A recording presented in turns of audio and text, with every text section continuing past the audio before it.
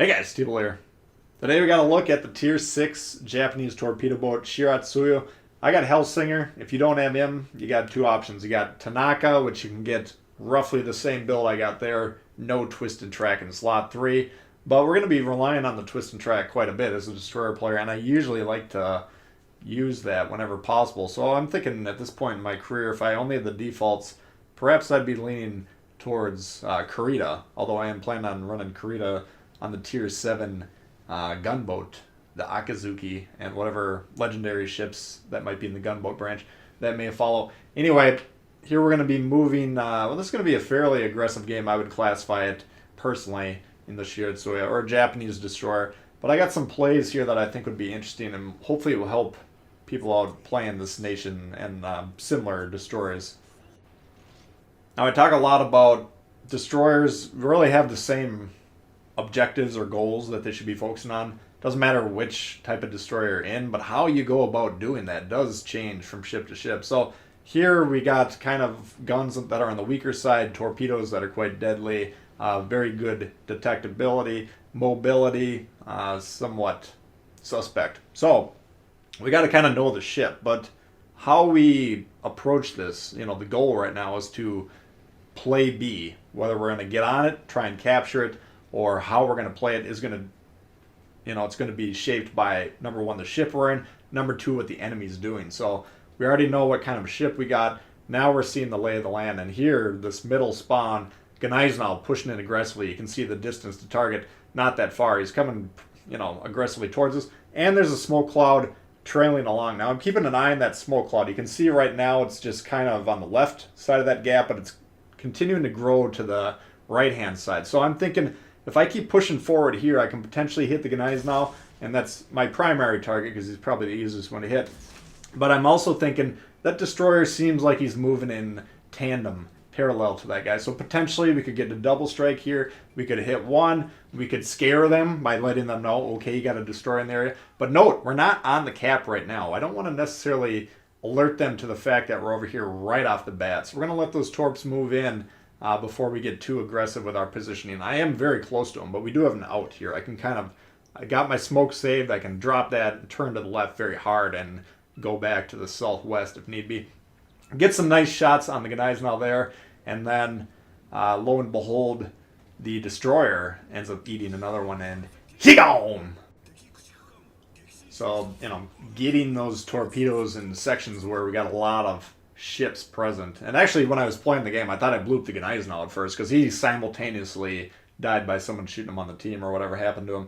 But, so then at this point in time, I figured out, okay, the destroyer's dead. That's who we actually killed. But then we see gunfire emanating from the smoke. Now, we are spotted by the plane here. I am cognizant of that. We do have the smoke ready to go, the fingers on the trigger there. But since he's not really paying attention to me, he's zoomed in, he's shooting whoever he's shooting. Okay, I'm not going to pop the smoke. I'm not going to worry about being spotted right now because I'm looking on the map, and he's the only guy that's got a shot at me, most likely. Doesn't really ever take advantage. He continues to back up here, so we're going to launch a couple sets of torps there, hoping to knock out the engine here. I'm assuming he's going to zoom forward, left or right, which is what I would do in that situation. If you got a destroyer that's engaging you like I am right now, and you know for a fact that they've had enough time to launch torps, you got to assume that they're doing that and then do the opposite. So in that situation, he finally figured out I was there. He should have known because we weren't opening up with him, on him with the guns right off the bat. Probably got some torpedoes. I would have popped the speed boost if he's got it and then zoom off to the right-hand side of the screen, try and disengage, lose me that way. But he goes down between me and some teammates, pummeling him with damage. Engine's knocked out. We're keeping an eye on that twisting track. Now look at that. It's pointing on the left-hand side of the screen here. And there's the Akatsuki NC popping up. Now we're always checking the map here. Who can shoot us? Because right now I want to engage this guy, and we're going to engage him. We want to be shooting destroyers whenever possible. It doesn't matter what ship we're in. Those little buggers need to be shot. But by checking the map and then visually confirming as we are now, making sure these guys that could potentially support him are indeed behind that island, that allows us to close in on this guy quite aggressively. So we're going to make sure we hang around here till we get the cap, of course, because we're not, we're playing to win. We're not losing sight of the objectives.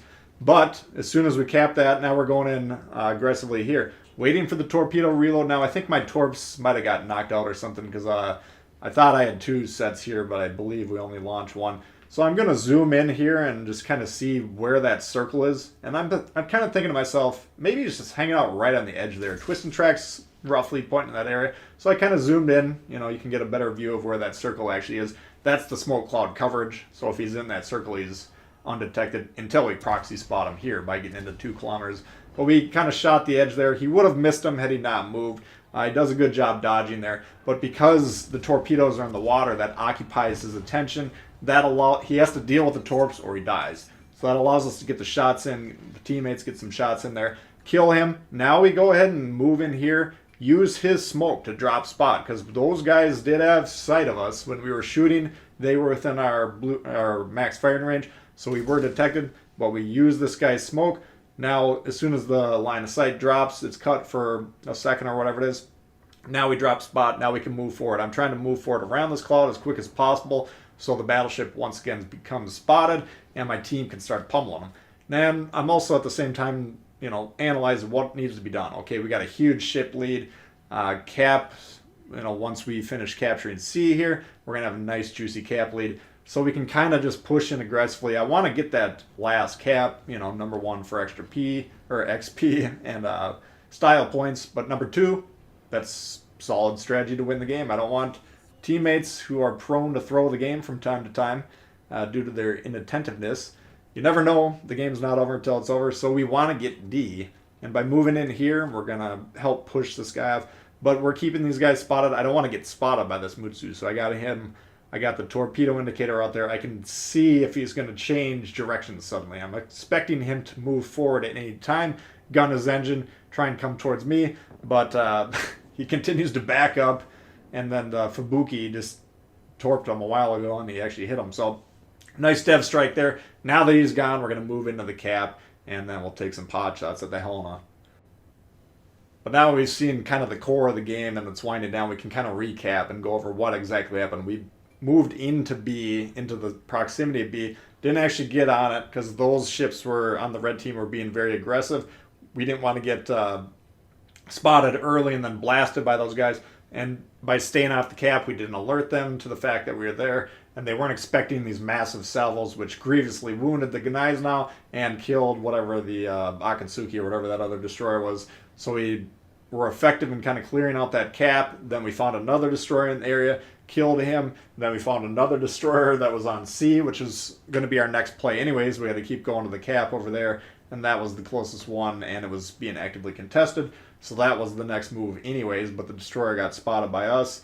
We moved in to kill him. We got him, you know, with a combination of torpedo play and gun play, used his smoke to disengage, and then we helped clean up the match. So that was pretty aggressive frontline play, largely possible because a lot, you know, except for those ships that we dealt with very early, the rest of the support ships on the red team really were not in position to be supporting the caps. They were playing, you know, too far out. That's a big problem in domination mode, is if you let one team really move into the cap zones and kind of position themselves thusly, then they're going to control all those caps, and you've got a major deficit with the score right off the bat. So usually, you know, if you guys watch me stream, I'm always calling games that look like losses, you know, 3 minutes in. And it's usually because of positioning errors like that, where, okay, blue's going to move in or red's going to move in, whatever team is, they're going to move and position on top of the caps. The other team is going to play in their spawn and kind of behind the caps, watching the game unfold in front of them. And then if that's your strategy, then you got to kill all the ships in the enemy team. And killing all the ships on the enemy team in domination mode is not a reliable strategy because, you know, the games can end very rapidly due to the score, especially if you're essentially conceding the score to the enemy team. So they can become runaways very quickly before you can even, you know, start sniffing killing all the enemy ships. So anyways, hopefully that helps you out with some Japanese destroyer, you know, thinking and strategy, and with the Shiratsuyu. If you guys did enjoy that video, please hit the thumbs up. I'd appreciate that. If you're new to the channel, consider subscribing. Lots of World of Warships coming all the time. We got questions, comments, put them in the comments section. I'll read them. And we'll see y'all later. Peace.